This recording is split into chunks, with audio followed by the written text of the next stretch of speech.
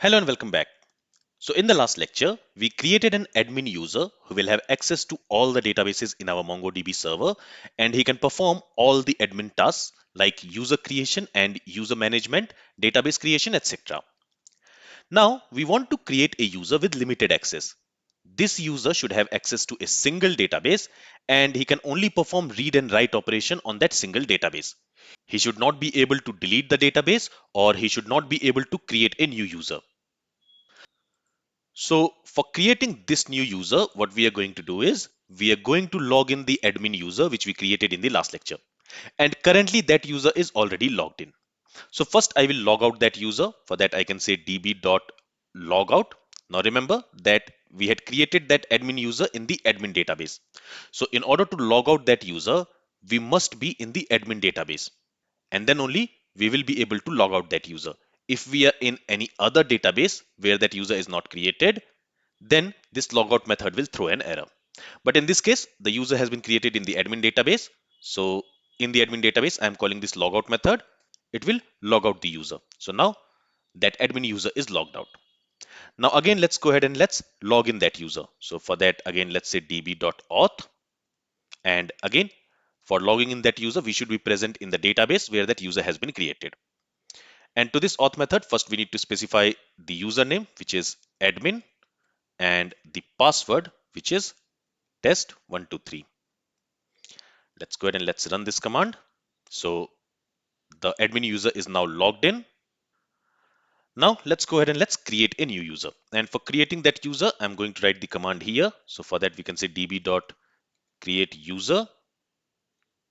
To this, we need to pass an object. In that object, first we are going to specify the username. So I'm going to call this user as John. Then let's also specify a password. For that, we have this pwd property. Let's say for this user also, the password is test123. And then we need to specify the roles array. In this roles array, we are going to specify which roles do we want to assign to this user. Now I am going to run this command in, let's say, e-shopping database. So what I'll do is first I will move to e-shopping database. So for that, let's say use e-shopping, and there I'm going to run this command. So when I'm going to run this command there, I can simply go ahead and specify a role here as a string value. So I can say read write. I want to provide read write access to this user.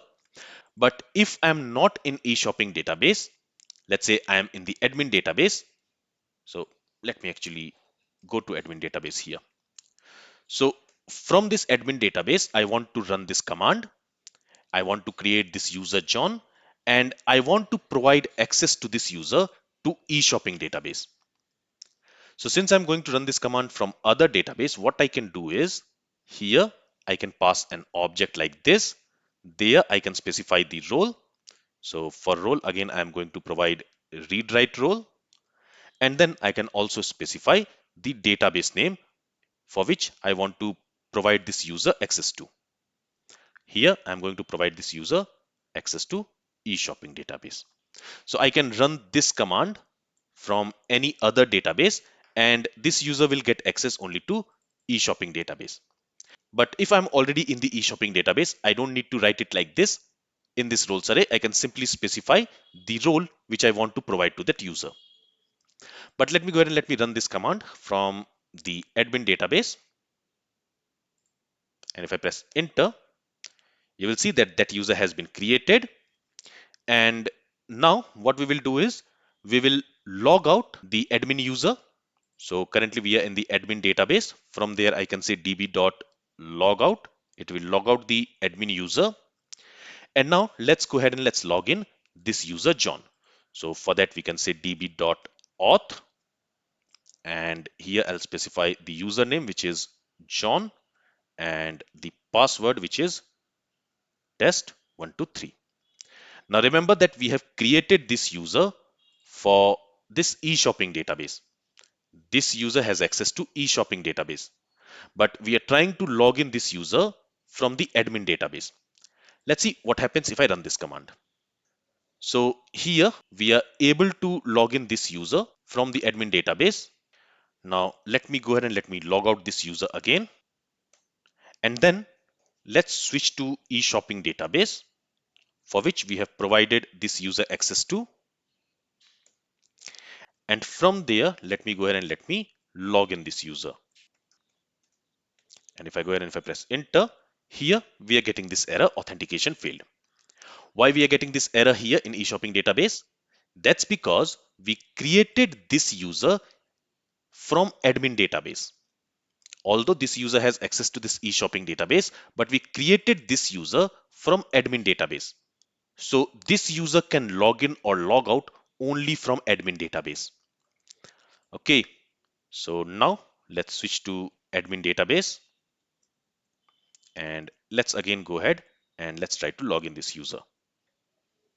If I go ahead and run this command, now the user is logged in. Let me clear the shell here, and here let me go ahead and let me type show collections. And if I press enter, you will see that we are not able to see all the collections in the admin database, because even though this user has been created from admin database, this user does not have access to admin database. This user has access to e-shopping database. So now what we will do, we will switch to e-shopping database. And there, if I say show collections, there I'm able to list all the collections for this user. Okay, so this user has access, this user has read-write access in this e-shopping database.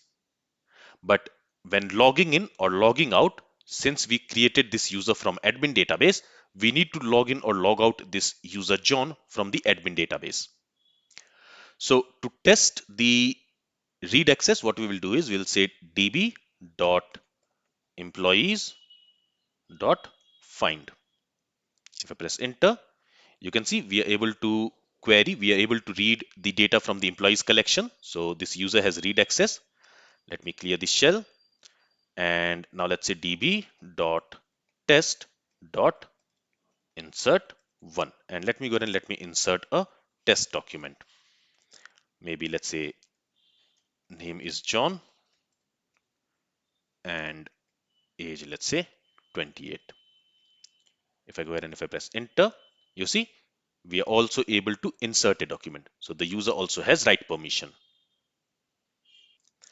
Now, if this user tries to create a new user, let's say Mark, and password is again test1234, and let's say we want to provide this read write role for Mark also on this e-shopping database. But this user, the user John, does not have admin rights on this e-shopping database. So this user should not be able to create any new user in this e-shopping database. Let's try it. Let me paste the command, and if I press enter, we are getting this error that this user is not authorized on e-shopping to execute command create user. That means user John does not have rights to create a new user in e-shopping database. He can perform read-write operation on the e-shopping database, but he cannot create a new user, because this read-write role, it only allows a user to query the collection or write data in the collection. It does not allow a user to create new users. Let's see what happens if I try to drop a collection. So for that, if I say db.test.drop, let's say I want to drop the test collection, and currently John is logged in. So if I press enter, so John is able to drop the collection. So he has the permission to drop the collection. So now if we say show collections, we should not have test collection. As you can see, test collection is dropped.